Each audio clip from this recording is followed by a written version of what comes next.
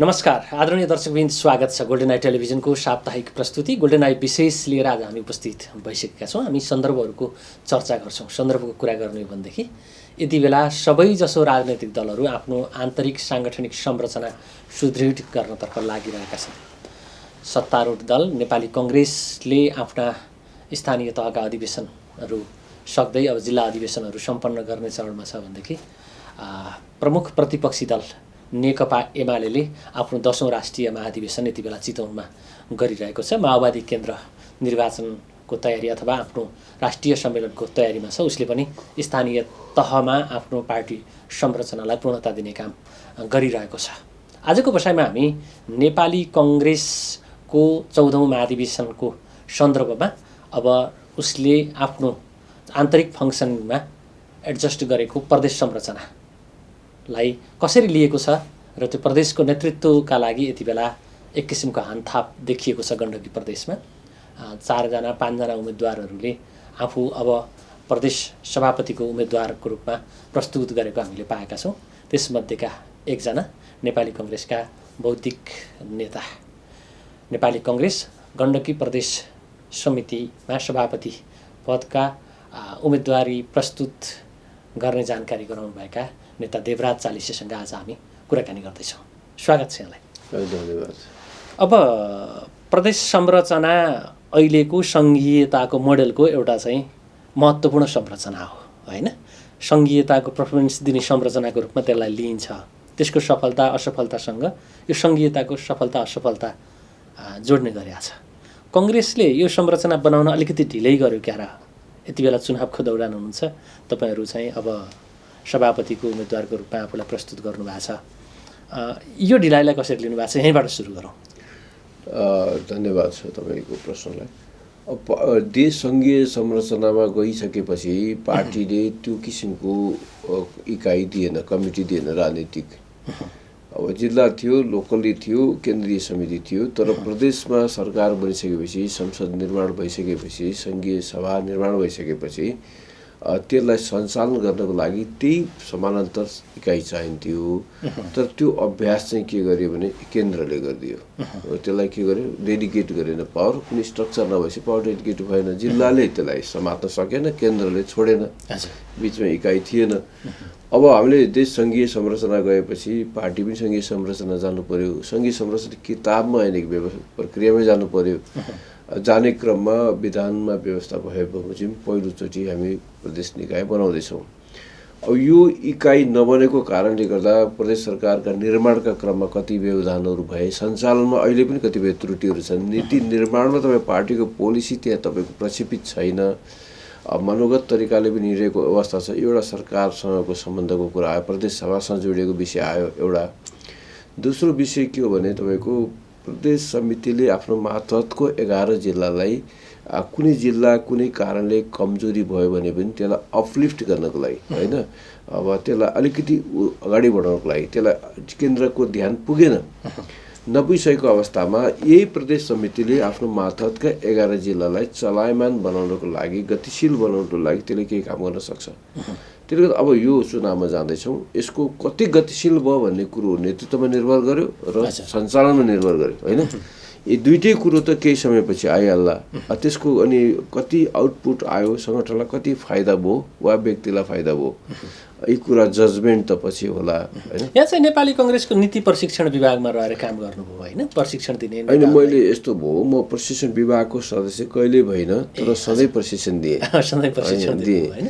त्योभित्र सबै नेताहरू पनि बस्नुहुन्थ्यो, सबैजना बस्नुहुन्थ्यो। त्यो नीतिगत रूपमा कुन तहको प्रशिक्षण हो त्यसमा डिपेन्ड गर्छ। हजुर। अब खास गरी जिल्लाको नेतृत्व पनि यहाँले अपेक्षा गर्नुभएको थियो, तर प्राप्ति गर्नु भएन। अहिले प्रदेशको नेतृत्व यहाँले जुन अपेक्षा गर्नुभएको छ, उम्मेदवारी सार्वजनिक गर्नुभएको छ, यो उम्मेदवारी सार्वजनिक गर्नुको पछाडि पनि खास कारणहरू पक्कै छन्, होइन? किन प्रदेशको संरचनामा यहाँले चाहिँ नेतृत्व गर्न खोज्नुभयो? केन्द्रीय कमिटी थियो अथवा जिल्लाकै नेतृत्व गर्ने कुराहरू पनि हुन्थ्यो होला।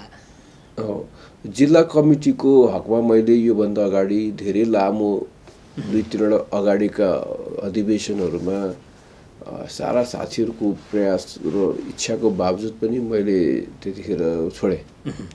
अब मेरो यसमा गल्ती भने पनि भयो, अब परिस्थिति अनुकूल थिएन भने पनि भयो होइन। साथीहरूको नजरमा उम्मेदवार नहुनु गल्ती भयो, तर मेरो अर्थमा हेर्नुहुन्छ भने परिस्थिति अनुकूल देखाएको थिएन, इक्वेसन त्यति बेटर देखाएको थिएन। जिल्लामा काम गर्नु छ, कमसेकम त्यतिखेर मौका पाएको भए बेस्ट राम्रो गरेर देखाउँथे भन्ने इच्छा चाहिँ थियो। मेरो भाग्यको कुरो के हो भने तपाईँको म जहाँ जहाँ छु, चाहे सानो वडाको इकाइको होस्, चाहे तपाईँको गैर राजनीतिक संस्थाहरूमा म बसेको ठाउँमा होस्, मलाई लाग्दछ तपाईँको 20औं वर्ष 30औं वर्षपछि फर्केर गएर पनि म पुरानो कुराहरूको जवाफदेहिता लिने मान्छे हो। सानो ठुलो म भन्दिनँ, काम तपाईँ सानो भए पनि बेस्ट रिजल्ट दिनुहोस्, काम त्यसमा विश्वास गर्नु पर्यो, तपाईँसँग क्षमता आत्मविश्वासले काम गर्नु पर्यो। मैले प्रदेशको संरक्षण किन मागेँ भने तपाईँको योभन्दा अगाडि केन्द्रीय समितिमा म चुनाव लडेँ, त्यहाँ तपाईँको थोरै भोटले हारियो र मैले प्रतिनिधित्व गरेको क्षेत्र गण्डकी प्रदेशबाट 2 जना उम्मेदवार हुन पाइन्थ्यो, यद्यपि मतदाता मेची महाकालीका हुन् होइन। त्यो उम्मेदवारहरू मध्येको एउटा उम्मेदवार म थिएँ होइन। त्यो उम्मेदवार मध्ये थोरै भोटले मैले पराजय गर्नु पर्यो। अब अहिले के थियो, त्यो प्रतिनिधित्व गरे पनि केन्द्रीय सदस्यको आम पङ्क्तिभित्र बस्नु पर्थ्यो र अहिले त्योभन्दा अलिक सजिलो मेरो इच्छा भयो, बमोजिमको व्यवस्था छ। त्यो भनेको के हो भने तपाईँको प्रदेश प्रमुखको व्यवस्था गरिदियो, यहीँ अध्यक्षको व्यवस्था गरिदियो। त्यो भनेको अर्थ तपाईँको प्रदेश प्रमुखले कमसेकम 11 जिल्ला मातहतका जिल्लालाई चाहिँ उसले आफ्नो काम देखाउन सक्यो नि त। केन्द्रीय अध्यक्ष केन्द्रीय समितिसँग डिपेन्ड गर्नु परेन, आफूसँग भएको क्षमतालाई तपाईँले पुरा भरपुर प्रयोग गर्न सक्ने ठाउँ पाउनुभयो नि त होइन। के उहाँ गर्न नपाएको र यहाँ गर्न पाइयो, म गर्न पाइयो भनेको म काम गर्न चाहन्छु भन्ने भावनाले प्रेरित गरेको। मैले त्यो पद लिएर ठुलो मान्छे बन्छु, म अतिथि भएर मञ्चमा बस्छु, भाषण गर्न एउटा वक्ता थपिन्छु भने त कुनै आलङ्कारिक तपाईँको चिजले मलाई आकर्षण गरे होइन। म काम गर्न चाहन्छु र काम गर्नको लागि त्यो पार्टीलाई न्याय पनि हुन्छ र त्यो पदमा कुन पात्र ठिक छ जसले आउटपुट परिणाम बढीभन्दा बढी दियोस् होइन। तपाईँ 100 रुपियाँ लगानी गरेर 1 लाख रुपियाँ आउटपुट आउँछ भने र कहीँ 10,000 इन्भेस्ट गरेर 100 रुपियाँ आउँछ भने कुन चोइस गर्ने त? प्रश्न त त्यो हो नि। त्यसले कुन पात्र कुन ठाउँमा ठिक छ जसले पार्टीले बेस्ट रिजल्ट निकाल्छ, सङ्गठनले केही गतिशीलता अनुभव गर्छ, त्यो चयन गर्ने अधिकार मतदाताको पनि हो। नेतृत्वले पनि तपाईँको कसलाई समर्थन गर्ने, चाहे जोसुकै होस्, कि साइलेन्ट बस्नु पर्यो, भोटर्समा छोडिदिनु पर्यो हो भने तपाईँको जस्टिसका आधारित तपाईँको राजनीतिमा वितरणको सन्तुलन पनि मिलाउनु पर्यो। अवसरको वितरण पनि डेमोक्रेसीको प्रधान विषय हो एक, किनकि कसैले चिची पनि त्यसैलाई, पापा पनि त्यसैलाई, मासु पनि उसैलाई, भात पनि उसैलाई, काम केही गर्न डल छ मान्छे, डिफङ्क छ। किन दिने भन्दा अगाडि यहाँ भएको कारण त्यस कारण यो कृपाको सङ्गठन, कृपा र अनुदानको सङ्गठनमा विस्तार गरियो भने यो पार्टी के हुन्छ भने तपाईँको दासहरूको भिड जस्तो हुन्छ। गतिशीलता दिने हो भने तपाईँको च्यालेन्जिङ तपाईँको त सहनु पर्यो नि। अहिले पार्टीमा गतिशीलता हेर्ने, त्यो सक्रियता हेर्ने, निष्ठा हेर्ने, लगानी हेर्ने भन्दा पनि कसको नजिकको छ भनेर हेर्ने पो बढी छ क्यारे। बिचमा यो सङ्क्रमणकालीन अवस्थामा छौँ हामी अहिले।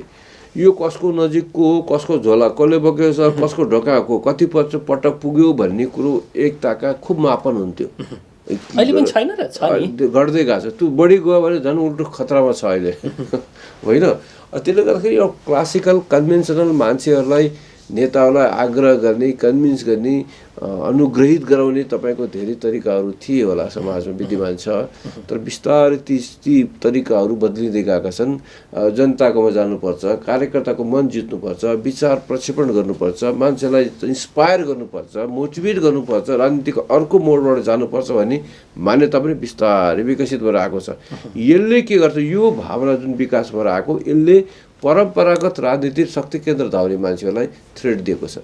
त्यसले गर्दा पब्लिकमा जाने मान्छे पब्लिकमा जाने भयो, नेताको घरतिर जाने मान्छे काठमाडौँतिर जाने भयो भनेपछि अहिले पनि प्रदेश सरकारमा प्रदेशको यो तपाईँको अध्यक्षमा या दाबी गरिरहेका साथीहरू कतिचोटि को काठमाडौँ गयो, कतिचोटि को जिल्लामा गयो, कम्पेयर गरौँ, त्यहाँबाट थाहा लाग्छ मनोविज्ञान के हो भन्ने कुरो।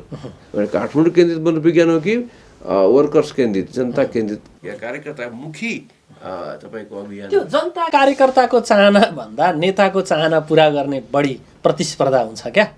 त्यो त हो, उम्मेदवार त दिन पाइयो होइन। अब पार्टीमा टिकट इन्टर पार्टीमा पनि टिकट हुन्छ, के को टिकट हो म बुझ्दिनँ कि। अघि बाटोमा म आउँदै थिएँ, टिकट कसलाई दिँदैछन् भने के को टिकट हो भाइ यो भनेर सोधेँ मैले। टिकट त लाग्दैछ आम निर्वाचन हुँदैछ। लाग्दैछ कि आम निर्वाचन हुँदैछ। एमाले र काङ्ग्रेसको जस्तो कम्पिटिसन त होइन, यो प्रति चुनाव त होइन। अन्तर पार्टी लोकतन्त्रको अभ्यास गर्दैछौँ। अन्तर पार्टी लोकतन्त्रमा तपाईँको टिकट दिने कुन त्यस्तो औपचारिक संस्था छ जसले टिकट दियोस्? कसको सिग्नेचर चल्ने हो? यहाँ कसैको चल्छ, कसैको चल्दैन। भने कामको आधारमा मान्छे के हुन्छ आफै पहिचान बोकेको छ नि त, होइन? तपाईँको सार्वजनिक दृष्टिकोणले नि तपाईँको टिकट त्यही हो। तपाईँ पब्लिक ओपिनियन, तपाईँको आफ्नो क्यापासिटी कसरी प्रस्तुत गरिरहनु भएको छ त्यही हो टिकट। तपाईँ परिवर्तनको तपाईँको कुरा गर्ने यथास्थितिमा भोटिङ गर्नुभएको छ कि के हो? एक्सन पनि त्यो पनि हेरिन्छ। त्यसले गर्दाखेरि यो कस्तो खालको सोचको विकास भयो भने कहीँबाट कसैले ल बाबु त अगाडि बढ भनेको भरमा अरूले पब्लिकले भोट हाल्छन् भने भ्रम त बिस्तारै तोडिएको छ, केही हुँदैन त्यो। त्यसले गर्दा यी कुराहरू बदलिएका छन्। चलचित्र खास गरी तपाईँ अहिले नेपाली कङ्ग्रेसको गण्डकी प्रदेश समितिको सभापतिमा उम्मेदवारी प्रस्तुत गरिरहँदाखेरि अब टाउको कतापट्टि तपाईँको झुकाव भन्ने मान्छेले हेर्छ, होइन? तपाईँ संस्थापन विरोधी अहिले देखिएको बुझेको जानेको, होइन? संस्थापन विरोधी भन्ने बित्तिकै अहिले 4-5 जना जो तपाईँ उम्मेदवार हुँ भनेर भनिरहनु भएको छ, झन्डै सबै एकजना बाहेक त अरू सबै त्यही पक्षको भनेर बाहिर प्रचारित छ। त्यो एउटा संस्थापन पक्ष र संस्थापन इतरको बिचको लडाइँ, अर्को फेरि संस्थापन इतरको बिचमा त्यो व्यक्तिगत टकराव लडाइँ कसरी त्यो फेरि सङ्ख्याले निर्धारण गर्ने होला? निर्वाचन त होइन जित्ने हार्ने त तपाईँले जति जे भने पनि त्यो अब प्रतिनिधिलाई कति बुझाउन सक्ने भन्ने कुरा हो नि त। अब प्रदेश सरकारको प्रदेश सभा अहिले हाम्रो संरचनामा प्रदेश समितिमा दाबी गर्ने मान्छेहरू मलाई लाग्दछ इतर र भित्रको भनेर कोही देखि जस्तो लाग्दैन। अब सार्वजनिक रूपमा प्रकट गर्ने, अभिव्यक्ति राख्ने र अगाडि बढेको जिल्लामा गएको मान्छे मलाई लाग्छ मै मात्रै जस्तो लागेको छ। अब अरू उम्मेदवारहरूको मनका उम्मेदवार छन् कि कोठाका छन् कि भावनाका उम्मेदवार छन् कि मलाई थाहा छैन। कहीँ कसैको फेसबुकमा कुनै दोस्रो मान्छेको मार्फतबाट प्रचारमा आएको कुराहरू बरु महामन्त्रीमा प्रचार गरेको देखेँ, इच्छा व्यक्त गरेको देखेँ। प्रदेश उसको अध्यक्षमा अब एकजनाको फेसबुकबाट मैले थाहा पाएँ उहाँ उम्मेदवार रहेछ भनेर, त्यसलाई भेरिफाई गरेको छैन। अब तनहुँको एकजना चाहिँ हाम्रो सम्मानित पुरानो नेता हुनुहुन्छ, उहाँ चाहिँ जिल्लामा गएको भेटेको मैले थाहा पाएँ। त्यसले गर्दा अहिलेसम्म मार्केटमा त 2 जना हुँदा मैले कोही सुनेको छैन, होइन? कसैको मनमा त के छ मलाई के थाहा, प्रधानमन्त्री हुने मन छ कि त्यो पनि त म होइन मनमा त राख्न पाइयो, त्यो बाहिर प्रकट भएको मैले सुनेको छैन। अब त्यसका केही विधि केही कुराहरू सोचाइको भएको होला र अहिले इतर भित्रको आधारमा छैन। हेर्नुहोस्, म संस्थापन विरोधी होइन कि म व्यतिथि विरोधी, व्यवस्थापनको म विरोधी हो कि व्यवस्थापन हुनु पर्यो, राम्रो हुनु पर्यो, गतिशील कङ्ग्रेस हुनु पर्यो, हेडेक बसिसमा चल्नु भएन, विचार केन्द्रित गर्नु पर्यो, पावरलाई मात्रै सबै चिज थाल्नु भएन, भ्रष्टाचारको अगाडि जान्छ, पावर पोलिटिक्स गऱ्यो भने तपाईँ करप्सन पोलिटिक्स भएर रूपान्तरित भएर जान्छ, विचार स्खलित हुँदै जान्छ, पावर पोलिटिक्सले भ्यालुलाई कमजोर गराउँछ, भ्यालु कमजोर गएपछि जनतामा निराशा उत्पन्न हुन्छ, जनताको आर्थिक जनता बदल्नको लागि पो हो त राजनीति, आफू बदलिनलाई होइन नि। त्यो कारणले पो असहमति व्यक्त गरे। त्यो असहमतिलाई बदलिएको चप्पल लगाएर हिँड्ने अहिले पजेरोमा हिँडेको कुरा बढी चर्चा हुन्छ। मैले व्यक्तिमा आधारित छैन मेरो दृष्टिकोण, कुनै व्यक्तिको जुङ्गा हेरेर मैले धारणा बनाएको होइन, कसैको चस्मा हेरेर मैले धारणा बनाएको होइन कि उसको काम र कर्म हेरेर मैले धारणा बनाएको हो, होइन? सार्वजनिक पद धारण गरेका मानिसहरूले गरेका काममा सार्वजनिक प्रतिक्रिया जरुर आउँछ। सार्वजनिक प्रतिक्रिया दिने क्रममा यो वर्तमान नेतृत्वबाट नयाँ तपाईँको इलेक्सन, नयाँ इमेज, नयाँ मतदाता पार्टीमा जोडिँदैन भने मेरो निष्कर्ष हो। त्यो निष्कर्षको मैले सार्वजनिक अभिव्यक्ति दिएको होइन। त्यसलाई इतर भने कि भित्र भन्ने, त्यो मलाई लाग्दछ त्यो अहिले संस्थापन भनिएका पद धारण गरेका मान्छेलाई पनि यो प्रश्न गर्नुभयो भने ऊ पनि अन्तरात्माबाट असन्तुष्ट छ कि छैन? यो यथास्थिति यो भद्रगोलबाट त चल्दैन समाज। यो चेन्ज हुनुपर्छ, परिवर्तन हुनुपर्छ भनेपछि त को हुन्न होला? होइन, राजनीति नेता प्रधान भयो, नीति प्रधान भएन। राजनीतिक दलका आफ्ना निश्चित एजेन्डा, मान्यता, मूल्यहरू छन्। उसले जनतासँग निर्वाचनमा जाँदाखेरि घोषणा पत्र मार्फत त्यो सार्वजनिक गर्छ र त्यो सत्तामा जाने अवसर प्राप्त भयो भने त्यसलाई लागू गर्छ र जनताको सेवा गर्छ भन्ने हो, होइन? तपाईँ देख्नुभयो भने नेपाली कङ्ग्रेस त यो मुलुकको सबैभन्दा बढी सत्ता उपभोग गरेको पार्टी हो। आफ्नो घोषणा पत्रलाई कति कार्यान्वयनमा ल्यायो, होइन अरू कम्युनिस्ट पार्टीहरू पनि सत्तामा गए नेतृत्व गरेका छन् उनीहरूले त्यो सार्वजनिक प्रतिबद्धता घोषणापत्रलाई कति कार्यान्वयनमा गए भन्ने त छर्लङ्ग छ त राजनीतिज्ञहरूको छवि के छ भनेर नै बताइरहनु पर्ने स्थिति नै छैन म तपाईँलाई बताउँछु त्यो त लेख्दाखेरि होस् गर्नुपर्छ लेख्दाखेरि तपाईँको बेलायत देखाउने बोल्दा तपाईँको जापान देखाउने होइन तर काम गर्दा तपाईँको बिहार पनि नहुने सिम्पल गति सबभन्दा रद्दी के छ त्यति पनि छैन यसले सबै के देखाउँछ भने तपाईँसँग जति चिज छ जति घरमै पनि हेर्नुहोस् तपाईँसँग प्रशस्त सम्पत्ति भए पनि त्यसलाई प्रयोग गर्न सक्नुभयो क्यापिटलाइज गर्न सक्नुभयो वृद्धि हुँदै जान्छ असक्षम कुपात्र पऱ्यो भने घट्दै जान्छ भएर मात्रै हुँदो रहेछ क्या अनि यो चिज कस्तो चिज हो भने तपाईँको लेखेर मान्छेलाई एउटा ठुलो सपना देखाउने होइन बोल्न शब्द कुनै बाँकी नराख्ने स्वर्गै यहीँ प्राप्त छ कि चाहिँ बोले शब्दमा देखाउने कम्युनिस्ट पार्टीको समूह भन्दैछु रियालिटी त के हो भने देशको अर्थतन्त्रमा हो नि त आधारित तपाईँको देशको इकोनोमी कति छ नेपालको रिसोर्स कति छ र हामीसँग त्यसलाई सञ्चालन गर्न मेटेरियलाइज गर्न सक्ने उत्पादन जनशक्ति कति छ यी वस्तुगत विश्लेषण त त्यहाँ पो छ त होइन त्यसकारण जति छ त्यति दिन्छु भन्नु पऱ्यो कि जति छ त्यति सकिन्छ भने दुःख पाउन तयार छ जनता सपनामा पनि भ्रष्टाचार गरिदिनु भएन कि ड्रिममै करप्सन गरिदिने गरे अरू त गरे जे रियालिटी हो त्यो बताउनु पऱ्यो जनता तपाईँ हामीसँग यसपालि आदि मानव मात्रै खाने भात छ त्यो चिजबाट अगाडि बढ्नुपर्छ है भनेर जनतालाई फ्याक्ट कुरो बताउन सकिँदैन पार्टीको कार्यकर्ता पनि गफ सुन्न चाहन्न होला नि त होइन त्यो होइन सक्रियता लगनशीलता यो होइन यो प्रतिस्पर्धामा यो मलाई के लाग्छ प्रतिस्पर्धामा यो पार्टीको प्रतिस्पर्धामा यो भद्रकुल तपाईँको आशाका तपाईँको बाँड्ने चिजहरू सपना बाँड्ने काममा कम्युनिस्ट पार्टी धेरै अगाडि गयो के उसले मैले भन्दैछु त यो कम्पेयर त कम्युनिस्ट पार्टीले कम्युनिस्ट पार्टीसँग हो नि त प्रतिस्पर्धा गर्ने पब्लिकमा जाँदाखेरि उसले यति सपना बाँडिदिन्छ कि तपाईँ हुन्न त्यो हुँदैन त्यो नहुने कुरो गरेर चाहिँ यसले भन्यो भने जनता भड्किन्छ हेर्नुहोस् अनि यस्तो किसिमको कम्पिटिसन भयो कि सपनामा पनि प्रतिस्पर्धा भइसक्यो होइन उसले तपाईँको पुरा यस्तो ड्रिम ल्यान्ड देखाइदिन्छ कि त्यो इम्पोसिबल अहिले पनि तपाईँ 21औं शताब्दीको जनवाद भनिदिन्छ त्यो 200 वर्षपछि नआउने सपना अहिले देखाएर भोट मागेको छ ठगिराखेको हुन्छ यो ट्रिकी तपाईँको पोलिटिक्स जुन कम्युनिस्ट पार्टीमा छ यो साहित्यको तपाईँको वितरण गर्ने साहित्यको सम्भावना देखाउने साहित्य देखाएर मत माग्ने होइन न त्यो मार्क्सवाद लागु हुन्छ न लेनिनवादी प्रक्रियाको सङ्गठन छ केही छैन रियालिटी त ओलीवाद पो छ त त्यो कसले भन्ने त्यो कुरालाई त्यो भन्दैन कङ्ग्रेस पार्टीभित्र पनि के चाहिँ छ भने व्यवहारिकताको नाममा हामी पनि तपाईँको के आदर्शबाट विचलित भएको छ है व्यवहारिकताको नाममा सत्तालाई र आत्मकेन्द्रित राजनीतिको विकास भन्छ काङ्ग्रेस पार्टीभित्र आफूलाई केन्द्रबिन्दुमा राख्दै हामी भन्ने भावना हट्दै गएको छ मैले जुन किसिमको आन्दोलनको प्रभावमा काङ्ग्रेसको एउटा चाहिँ विकास भएको जुन मनोवृत्ति हो बिस्तारै बदलिँदो परिस्थिति सत्ताको चोक झोकमा तपाईँको के भन्छ स्खलित हुँदै गएको छ त्यो धार चाहिँ भुत्ते हुँदै गएको छ कि अब यसपालिको अधिवेशनले त्यो धारलाई स्पातिलो कसरी बनाउने कसरी जुझाजिलो बनाउने कसरी फेरि कङ्ग्रेसलाई पूर्व अवस्थामा पूर्व स्पिरिटमा फर्काउने भन्ने कुरा हो अहिले नेपाली कङ्ग्रेसको अधिवेशन भनेको प्राविधिक रूपमा आफ्नो वैधानिकता कायम राख्नका लागि गर्नुपर्ने नेतृत्व चयन गर्नुपर्नेछ देखाउनु पर्नेछ त्यतिका लागि अहिले यहाँ विचारको होइन सिद्धान्त तपाईँले भन्नुभएको कुरालाई मैले हो भन्न कुनै लाज मान्नु पर्दैन किन पर्दैन भने त्यो जे हो त्यही भनिरहनु भएको छ हामी पार्टीभित्रै भन्दैछौँ पार्टीलाई पार्टी जस्तो होस् संस्था जस्ता हुन् होइन निर्णय जस्तो होस्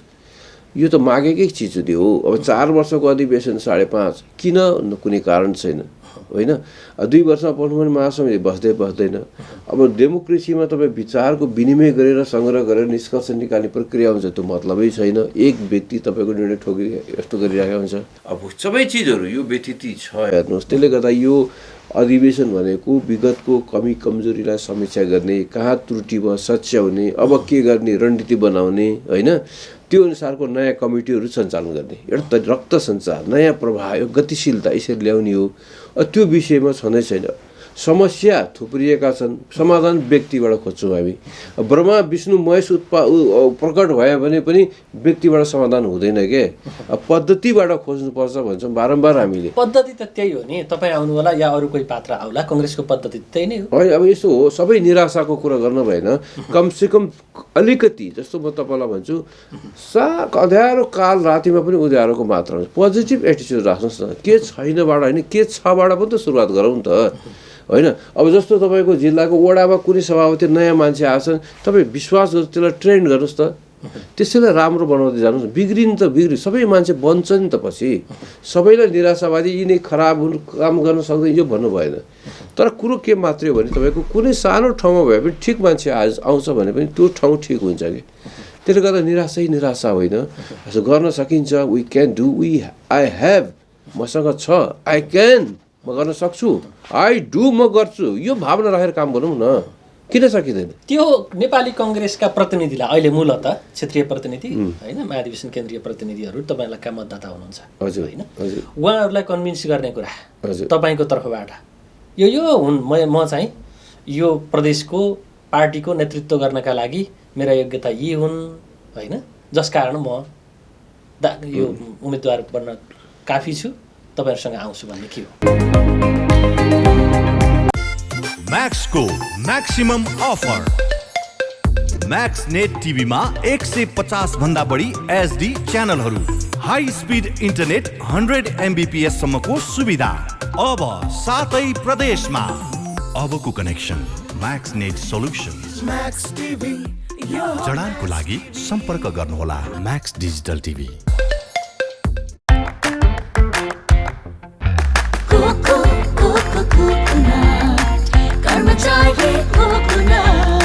स्वादिलो छ, मिठो छ, सबैभन्दा टेस्टी छ। Karmachari coco, the most delicious coconut biscuits.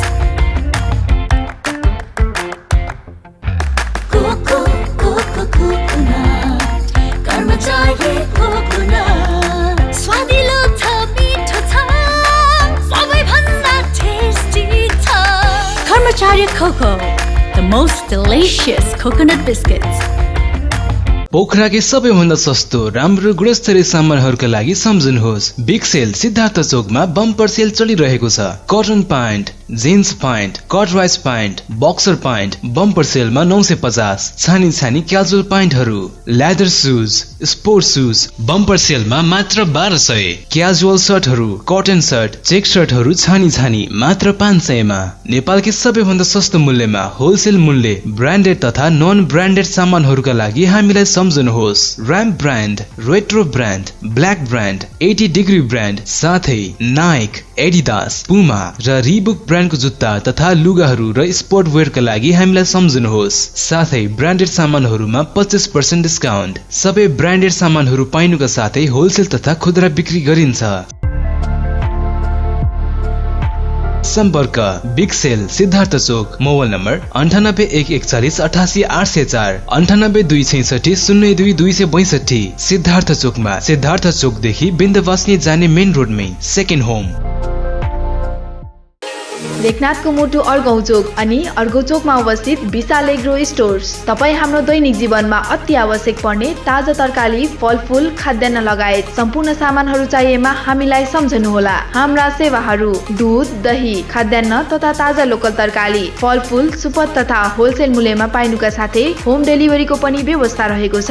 साथै सम्पूर्ण पार्टी प्यालेसको सहजतालाई मध्यनजर गर्दै सम्पूर्ण सामानहरू सुपथ मूल्यमा डेलिभरी गरिने जानकारी पनि गराउँदछौँ। विशाल एग्रो स्टोर्स, पोखरा 27, लेखनाथ चोक, प्रोपाइटर विष्णु लामिछाने। सम्पर्क 98560 33822, 98560 81768 र 98058 66215।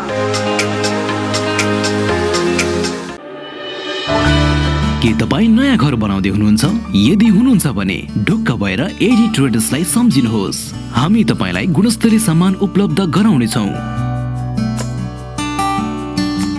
हाम्रा सेवाहरू टोयलेट तथा बाथरुमका लागि आवश्यक सामानहरू जस्तै कमोड, धारा, बेसिन, पाइपहरू, घर बनाउँदा आवश्यक पर्ने सम्पूर्ण हार्डवेयरका सामानहरू पाइनुका साथै प्लम्बर पनि उपलब्ध गराइन्छ। सम्पर्क AD traders, Pokhara 10 Ram Bazaar, Kalika Chowk. Phone number 061 432 551, 98 161 83 577, 98 460 35 282। Proprietor Hari Dulal. पोखराको मुटु सिर्जना चोकमा अत्याधुनिक पर्वत शर्मा अटो वर्कशप तथा कार वासमा तपाईँ सबैलाई स्वागत गर्न चाहन्छौँ। हाम्रा सेवाहरू टायर रिपेयरिङ नयाँ तथा पुरानो उपलब्ध छ। बाइक तथा स्कुटर सर्भिसिङ, कार वासका साथै रभिङ र पोलिसिङ पनि गरिन्छ। अनुभवी मिस्त्रीद्वारा सर्भिसिङ तथा सफाई गरिन्छ। मोबिल तथा पार्ट्सहरू सुपथ मूल्यमा पाइन्छ। सम्पर्क ठेगाना पर्वत शर्मा अटो वर्कशप तथा कार वास, सिर्जना चोक, पोखरा। 40 साइकलको ठिक अगाडि। सम्पर्क नम्बर भुवनन्द बस्याल 98 066 13 506, मधुसूदन बस्याल 98 066 70 481, बालकृष्ण बस्याल 98 151 81 437। कृपया एक पटक सेवा गर्ने मौका दिनुहोस्। आजको लगानी भविष्यको सुनिश्चितता, सुन्दर अनि आकर्षक व्यक्तित्व देखिनका लागि रेखा सुन चाँदी पसल। हाम्रा सेवाहरू रानीहार, मिनिहार, सिक्री, चोकर, छड्के तिलहरी, कण्ठगेडी, नौगेडी, कटारे गेडी, फुलगेडी, चन्द्रहार, हमले माला, बीज बन्दा, शिरफुल, चन्द्रमा क्लिप, औँठी, कर्की बिया, औँठी बेरुवा, औँठी छापा, कुसे औँठी, पाउजु, बिच्छी कङ्गन, चुरा, बाला, हात्ती पुच्छर बाला, ठुला साना पञ्चरत्न, तिलहरी, जन्तर, पेङ्लिङ, साथै तयारी सुनका आकर्षक गहनाहरू, चाँदीका गर गहना तथा सामानहरू अर्डर अनुसारको गर गहना, राशि अनुसारको बहुमूल्य रत्न पत्थरहरू चाहिएमा हामीलाई सम्झनुहोस्। रेखा सुन चाँदी पसल, Bagar 1, Pokhara. Phone number 061 536 452, 98 041 35 504। Proprietor Amrit Gahatraj. पोखराको लेक साइडमा रहेको the freedom cafe restaurant and bar, जहाँ नेपाली, इन्डियन, कन्टिनेन्टल र इटालियन ब्रान्डहरू पाइन्छ। यहाँबाट विभिन्न नेपाली अर्गानिक कफीको एक चुस्की लगाउँदै यहाँ रहेको एकदमै सुन्दर फेवाताल पनि हेर्न सकिन्छ। यसका विशेषताहरू 100% नेपाली अर्गानिक कफी, ककटेल्स, मोकटेल, विभिन्न डोमेस्टिक हार्ड ड्रिङ्कका साथै बाहिरी हार्ड ड्रिङ्कहरूको पनि सुविधा रहेको छ। तपाई पनि एकचोटि the freedom cafe restaurant and बारमा अवश्य एकचोटि जानुहोस् र स्वागत गर्ने अवसर दिनुहोस्। सम्पर्क hotel the freedom cafe restaurant and bar, 23 street, Khahari lake side, Pokhara. सम्पर्क नम्बर 98 191 81 213, 98 171 69 060। Proprietor Bhuwan G C. पोखराको लेक साइडबाट जाने क्रममा सिधीमा रहेको पर्यटकको लागि एकदमै सर्वसुलभ बस्न खान एकदमै सहज भएको चारकोल प्राइभेट लिमिटेड, जुन चाहिँ सिधीको बाटोको दाहिने साइडबाट अवस्थित रहेको छ। यसको महत्त्वपूर्ण सेवा सुविधाहरू: थकाली खाना, लाइभ बार विकी, 7वटा रुमको व्यवस्था, पार्टी रेस्टुरेन्टको व्यवस्था र विभिन्न लाइभ स्पोर्ट्स बार, प्रोजेक्ट र राम्रो खाना अनि बस्नको सुविधा पनि छ। यहाँ विभिन्न तालको माछाको परिकारले साथै शान्ति स्तूपा, श्री सिद्धेश्वर महादेव र फेवातालको रमणीय दृश्य पनि हेर्न सकिन्छ। एकचोटि हजुरहरू पनि यो होटलमा गएर स्वागत गर्ने अवसर अवश्य दिनुहोला। सम्पर्क होटल चारकोल प्राली, शेरी, पोखरा 18। सम्पर्क नम्बर 98 469 042 28 42 0066। प्रोपाइटर प्रदीप गुरुङ, सलेस महर्जन, दिजेश वाग्ले। उहाँहरूलाई कन्भिन्स गर्ने कुरा हजुर तपाईँको तर्फबाट यो हुन्, म चाहिँ यो प्रदेशको पार्टीको नेतृत्व गर्नका लागि मेरा योग्यता यी हुन् होइन, जस कारण म यो उम्मेदवार बन्न काफी छु, तपाईँहरूसँग आउँछु भन्ने के हो? अब यो मैले मागेको, रहर गरेको र ठुलो मान्छे बन्नलाई पटक्कै होइन। म स्पष्ट भन्छु तपाईँलाई, म यी चिज नभएर पनि म बाँचिराखेको छु होइन। पदमा भएका मान्छेहरू पनि हराएका छन्, तर म पदविहीन मान्छे पनि 45 वर्षदेखि जीवितै छु। यो तुलना कम्पेयर गर्दा मैले भूतपूर्वको बिल्ला देखाउने कुनै पद मसँग छैन, अरू सब सुरक्षित छन् ती चिजहरू। त्यही नै मेरो अयोग्यता हो भने मलाई भन्नु केही छैन होइन। यो कुनै छैन। मैले किन यो चिज गरौँ भनेको भने यो आस्थाको दियोलाई साना ठाउँ भए पनि केही गरौँ भन्ने कुरा हो यो, होइन? अब नभए पनि मलाई केही फरक पर्दैन, तर मसँग भएको क्षमता त्यसै मरेर जाने हो। पार्टीले म यो भ्यूलाई पनि अङ्कुरित गर्ने ठाउँ मैले नपाउने भएँ। मैले भनेको सानो ठुलो कुरा नदिए पनि नभए पनि हारे पनि मेरो कुनै दुःख हुँदैन। त म गर्न चाहन्छु, मेरो ठाउँ पाइनँ, मैले गर्न खोजेको छु। 45 वर्षमा एउटा स्पेस त पाऊँ जहाँ म काम मेरो केही क्षमता छ भने म देखाउँछु।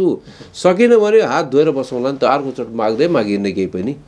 एक ठाउँमा तपाईँ जहाँ चाहिँ दिन पाउनु भएको छैन भने कति नम्बर ल्याउनु छ भने कसरी भन्ने, होइन? टेक्न त पाउनु पर्यो, अनि पो तपाईँ आफ्नो क्यापेसिटी देखाउनु छ। यो त टेक्नै नदिएर तपाईँको फ्याँकिदिएपछि त कसरी देखाउनु छ, होइन?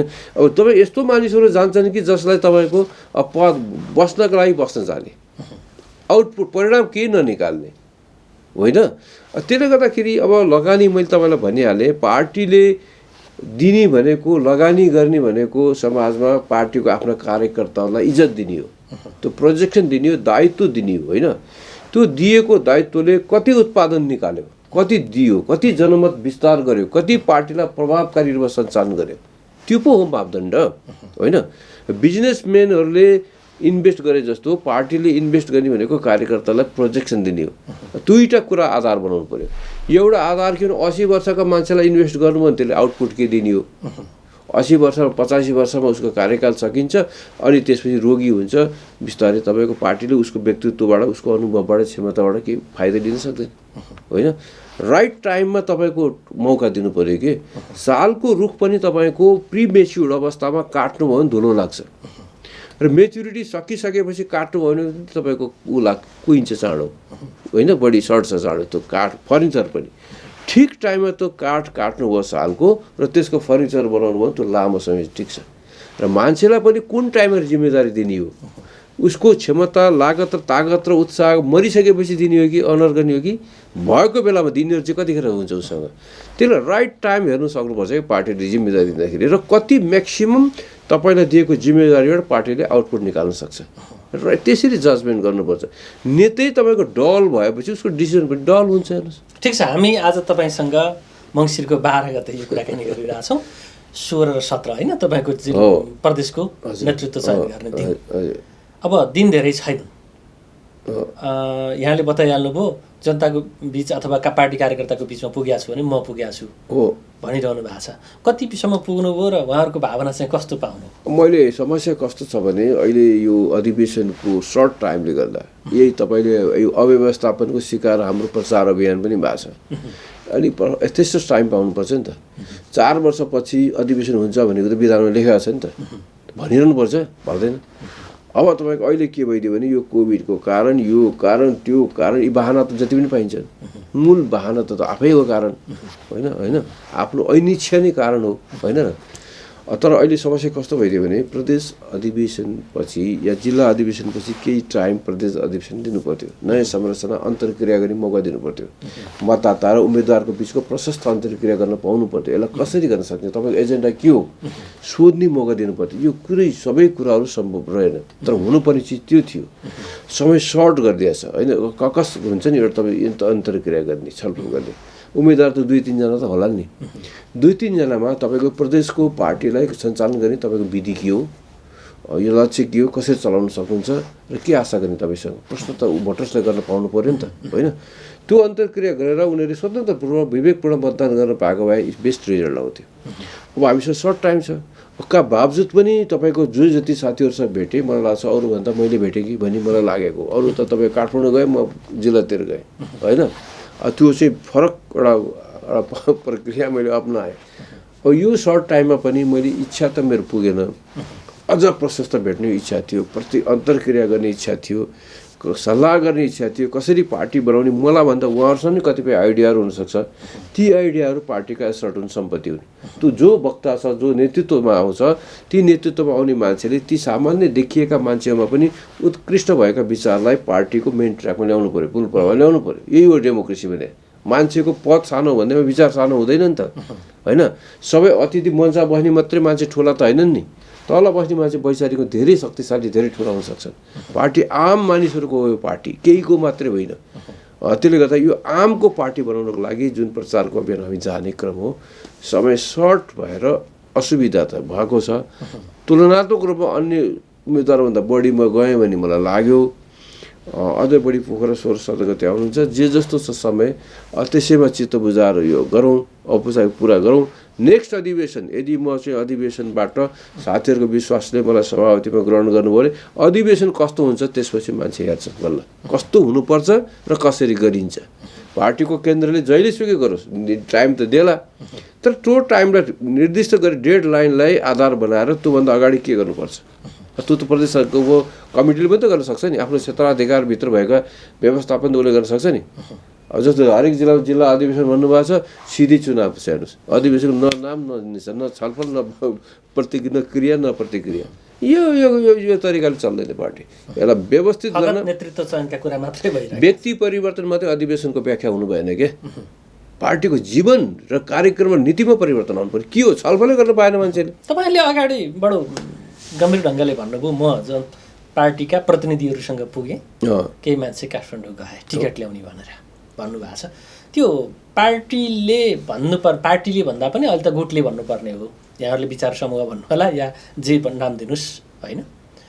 त्यो माथिबाट मेरो यो भनिदिएका आधारमा यहाँ त फेरि त्यो ढङ्गले चलायमान हुने पद्धति छ क्या र? होइन यस्तो छ, यहाँ पनि जिल्ला मेरो यो भने त हरेक जिल्लामा देखियो नि त। मसँग मान्छे उठबाट गरेछ, मेरो यो मसँग सँगै उठबाट गरेछ, अर्काको काम गरेछ, त्यो पनि त छ नि। यो त सब भ्रममा छ हेर्नुहोस्। यो इल्युजनमा राजनीति गर्नु हुँदैन। र मलाई लाग्छ नेताहरू तपाईँले भन्नुभयो कोही काठमाडौँ गयो, मानौ कहाँ गयो काठमाडौँ, कतिवटा घटामा कोठामा गयो, यो बिहान एउटा दिउँसो एउटा बेलुका एउटा पुगेको छ कि कुरो एउटा गरेको छ, काम अर्कै गरेको छ कि एकदम त्यो होइन नि। यसकारण व्यक्तिले आफ्नो स्वार्थको लागि नेतालाई प्रयोग गर्ने यी पद्धति अन्त्य गर्नुपर्छ। उसको विचार क्लियर कट हुनुपर्छ, स्पष्ट हुनुपर्छ र त्यो विचारको आधारमा मत माग्ने हो। नेतासँग सामिप्यताको आधारमा कोसँग टेबलमा बढी बस्यो, कसको ढोकामा हाजिरी यसको 13 छ 14 चोटिले पायो भन्न मिलेन नि त। यो खालको सामन्तवाद फ्युडल कल्चर चाहिँ तपाईँको अन्त्य हुनुपर्छ। वैचारिक रूपमा तपाईँको क्लियर कट त्यो मेरो विचारधारा जुनसुकै नेतासँग मिल्न सक्छ नि त होइन, त्यो हो मेरो मान्छे भन्नु पर्यो। त्यो विचारधारालाई शक्तिशाली रूपमा जो चाहिँ तपाईँको उजागर गर्न सक्छ त्यो सबभन्दा चोइसको विषय त्यो हो। त्यसले गर्दा यस्तो पुरा हात मोल्ने यो परम्परा, यो कसैले नेताले खोक्दाखेरि तपाईँ हात थाप्ने परम्परा, यो त बडा ठुलो फोरी कुरा हो। यसलाई अन्त्य गर्नुपर्छ होइन। यो असभ्यता हो, राजनीतिको यो कुसंस्कार हो। यसलाई बदल्नको लागि हामी राजनीति आउनुपर्छ र त्यो चेन्जको लागि त बोल्दै गर्नु छ भने आफूमा त चेन्ज हुनु पऱ्यो नि त। तपाईँ अरू परिवर्तन होस् भन्ने चाहने अनि आफू चाहिँ तपाईँ ढोका जाऊ नि, बोलाएर गराइमा अन्तर आउनु भएन नि त होइन। म त्यसो भएर पब्लिकमा कुदिराखेको छु, साथीहरूकोमा गइराखेको छु र हरेक साथीहरूलाई, प्रत्येकको साथी हो, हामी सबैको पार्टी हो यो होइन। हामी सबैले सोचेर बदलेर गर्ने हो र हरेक अहिले नयाँ भोटर्सहरूमा के देखिएको छ भने त्यो चाहिँ सबैले अहिले हामी सङ्केत गरेको कुराहरू ज्यादा 10-15% त काम गर्ला, बाहेक काम गर्ला जस्तो मलाई लागेको छैन। किनकि त्यो विचारको निर्वाचनले पनि देखायो क्या, विचारको निर्माण तपाईँको के चाहिँ छ भने विचारधाराबाट भएन कि समूह निर्माण। समूहको निर्माण स्वार्थको संयोजनबाट भयो। केही सङ्केत गर्यो काशीको निर्वाचनले, तपाईँ के भन्नुहुन्छ? अब काशीको निर्वाचनमा म अहिले केही टिप्पणी गर्न चाहन्न, किनकि अहिले निर्वाचनको सम्पूर्ण परिणाम आओस्। यसमा मैले टिप्पणी राखेका छैन। म हिजोदेखि म बागलुङ छु होइन, हिजो म दमौली थिएँ, अब आज पोखरा छु र त्यहाँ मतगणनामा के रिजल्ट आइरहेछ सुन्न चाहन्छु होइन। तर यसले एउटा सङ्केत चाहिँ के दिएको छ भने एउटा कुरो फ्याक्ट कुरा के स्वीकार गर्नुपर्छ भने मानिसले राजनीतिमा चाहिँ आफ्नो चोइस नै सबभन्दा ठुलो कुरो। जसले मन जित्छ उसले मत पाउँछ। मैले मत पाउनुभन्दा अगाडि मन जित्नुपर्छ। ती मन भनेको एउटा होइन कि धेरै मनहरू छन्, यो परिभाषा त स्थापित गरियो नि त। एउटा मन दुईटा मन जितेर धेरै मनहरूलाई अधीनस्थ गर्न सकिन्छ भने हाम्रो क्लासिकल पुरानो परम्परागत कुराहरू भत्किएको त भने यही त भन्दैछु म। यही हाम्रो जिल्लाको जस्तै प्रदेशमा पनि त लागु होला नि त। त्यसै एउटा दुईटा नेताको मन जित्ने कि आम मान्छेहरूको मन जित्ने, मन त मतमा परिणत हुन्छ नि त भोलि। त्यस कारण म मन जित्ने कोसिसमा लाग्न आग्रह गर्न चाहन्छु। भोलिको राजनीतिमा हरेकले हरेकको अस्तित्व स्वीकार गरोस्, सम्मान गरोस्, अपमान नगरोस् र मनहरू जोडिँदै जाओस्, जित्दै जाओस्, त्यसले एउटा एकाकार गर्दै जाओस्। त्यही नै हो तागत, त्यही हो शक्ति। अलिकति कङ्ग्रेसमा यो निर्वाचनपछि आउने सञ्चारको कुरा, यो अधिवेशनपछि यस्तो खालको सञ्चार होस् जसले विगत दशकौँ हुन नसकेका उसका भातृ सङ्गठनहरू जसलाई नर्सरीको रूपमा व्याख्या गर्ने गर्छ कङ्ग्रेसका नेता तपाईँहरूले व्याख्या गर्नुहुन्छ, त्यसलाई हुर्काउने सन्दर्भको कुरा छ नि त, होइन? पार्टीमा त्यो वैधानिकता कायम गर्नका लागि मात्रै अधिवेशन होइन, विचारको मन्थन हुने कुराको ग्यारेन्टी गरोस्, होइन? म यो गर्छु जसका कारणले त्यो ग्यारेन्टी हुन्छ, के हो त्यो? त्यो तपाईँको राइट छ है। जस्तो तपाईँको हामीसँग अहिले प्रब्लम के आयो भने एउटा नेता असक्षम हुने बित्तिकै त्यसको आम असर गर्दैछ, हेर्नुहोस्, होल सिस्टम तपाईँको कोल्याप्स गर्दो रहेछ। जस्तो तपाईँको एउटा व्यक्तिको अतिरिक्त महत्त्वाकांक्षा र चाहनाले होल सिस्टम तपाईँको अस्तव्यस्त हुँदो रहेछ। सत्तामा जाने चाहना, कुर्सी नछोड्ने चाहनाले तपाईँ के गर्यो, जताततै जेनेरेसनलाई हान्यो नि त है। भन्नुभयो तपाईँले अहिलेसम्म विद्यार्थीको हाम्रो किन अधिवेशनै भएन, किन भएन? त्यो व्यवस्थापन गर्न सक्ने क्षमता नभएको हो कि, या तपाईँ गुटसुट के भन्नु सक्नु? थ्रेड त कुराहरू त आइरहन्छ त मान्छेकोमा, एउटा पद्धतिमा ढालिसकेपछि त सिद्धि हो त कुरा। चुनाव गर्न नसकिने हो नि, गर्न सकिन्छ त, नगरिदिए कसो के ला। अब जस्तो तपाईँको ट्रेड युनियनको अधिवेशन, महिला सङ्घका, अरू चिजका, यो लिडरसिप अहिले काङ्ग्रेसभित्र डम्प भएको लिडरसिप त त्यहाँ पाउँथ्यो नि त चान्स। एक व्यक्ति एक सङ्गठनको सिद्धान्त लगाइदिने बित्तिकै त यहाँ तपाईँको प्रेसर त कम हुन्थ्यो नि त, होइन? त्यो अर्को पीडादायी कुरा हामी तपाईँ यस्तो के गर्नुहुन्छ जसले गर्दा तपाईँ सभापति हुनुभयो भने यो कुराको अन्त्य गर्नुहुन्छ, विधि पद्धति स्थापित हुन्छ? मैले त्यो विचार तपाईँको यी सबै कुराहरू मैले टीका टिप्पणी व्यक्तिगत गरेर सम्भव छैन। यो काङ्ग्रेसको समस्याको समाधान 90% समस्याहरू विधानमा चेन्ज गर्नुभयो भने हुन्छ, बुझ्नु भएन? एक हरफ लाइन लेख्नुभयो भने तपाईँको 30% समस्याको समाधान छ। हाम्रो एक हरफ एक लाइनले, जस्तो एक्जाम्पल अहिले हामी जुन डेलिगेट्सहरू तलबाट आउनुभयो र महाधिवेशन चुनाव लड्दाखेरि नवोदित मानिस र पुरानो मान्छे एउटै ठाउँमा लड्नु पर्यो, होइन? जसरी क्लस्टर छुट्याइयो, 20 वर्ष 30 वर्ष पुराना सम्मानित पुराना काङ्ग्रेसजनहरूलाई तपाईँहरूले 3 जना भित्र लड्नुपर्छ। 3 जना तपाईँहरूलाई छुट्याइएको छ। एमङ द यु तपाईँहरूमध्ये पुराना पाका त्यागी मान्छेहरू 3 मध्ये लड्नुहोस्, हारे पनि आफू मध्ये जित्नुहोस्, हारे पनि त्यही मध्ये हार्नुहोस् भन्न सकिन्छ नि। त्यो पुरानो मान्छेलाई भर्खरै तपाईँको आएको सदस्य र उसको बिचको प्रतिस्पर्धा गराइदिनु, मर्यादित प्रतिस्पर्धा भएन नि त यो। भने जसरी तपाईँको जनजाति महिला भनेर क्लस्टर छुट्याइया छ, त्यस्तै खुल्लामा पनि तपाईँको पुरानाहरूलाई यति, नवोदितहरूलाई यति छुट्याउन सकिन्छ नि त। अपमानित ग्लानी कसरी फिल गर्छ? त्यो एक हरफले त्यो तपाईँको चिन्ता, त्यो किसिमको आत्मग्लानी पीडा त अन्त्य हुन्थ्यो होला नि त, एक लाइनले। हो यस्तै यस्तै कारण हुन् के समस्या हुने भनेको, यस्ता कुरामा सुधार गर्न सकिन्छ नि। पार्टीभित्र बहस गर्नु पर्यो, यो प्रब्लम हो, यो प्रब्लमलाई तपाईँको सुधार्नु पर्यो। व्यक्तिबाट समाधान खोज्ने होइन, हामीले पद्धतिबाट भनेको मैले यही हो कारण। 95% काङ्ग्रेसको समस्या त तपाईँको 1 महिनामा सोल्युसन हुन्छ। यसको विचारधारा कमजोर छैन नि त, सबै अनुकूल छ काङ्ग्रेसको। काङ्ग्रेसको सबैभन्दा ठुलो दुर्गुण समस्या भनेको व्यवस्थापन नहुनु हो कि, भद्रगोल बनाइदियो कि पार्टीलाई। यसलाई ट्र्याकमा ल्याउनु पर्यो। 1 महिनामा चुस्त दुरुस्त गतिशील काङ्ग्रेस हुन्छ। त्यही काङ्ग्रेसले नयाँ तपाईँको नेपालको चुनाव सम्भावना सबै चिजहरूलाई नेतृत्व दिन सफल हुन्छ भन्ने मेरो विश्वास हो खासै। ठिक छ, अब 11वटा जिल्लाका प्रतिनिधिहरूले तपाईँहरूलाई मत हाल्ने हो, उहाँहरूले जित्ने हो, होइन? ल तपाईँको योग्यता पुगेन छ या के भएछ भन्ने कुराहरू गर्नुभयो भने उहाँहरूले गर्ने हो। यसमा तपाईँहरूले त आफ्नो एजेन्डाहरू राख्ने नै हो। अहिले उहाँहरूले राख्नै पाइएन नि त, समय कुनै छलफल नहुने भयो भने त ऊ भेट्ने हाई हेलो चिया खाने भनेर कामै भएन नि केही। ठिक छ, फोरमकै रूपमा प्रयोग गर्नुहोस्। नेपाली कङ्ग्रेसका जो प्रतिनिधिहरू हुनुहुन्छ, तपाईँहरूलाई मतदान गर्ने मतदाता हुनुहुन्छ, हामीलाई हेरिरहनु भएको हुनसक्छ।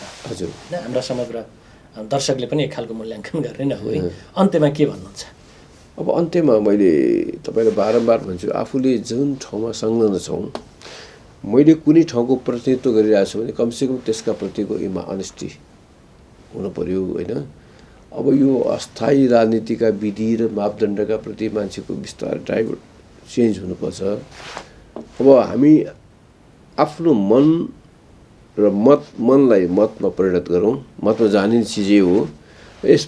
पार्टीमा जो साथीहरू यसमा यो दायित्व अधिकार दिएर बस्नु भएको छ, यसपटक पार्टीलाई केन्द्रबिन्दुमा राखेर मताधिकार प्रयोग गर्नुहोस्।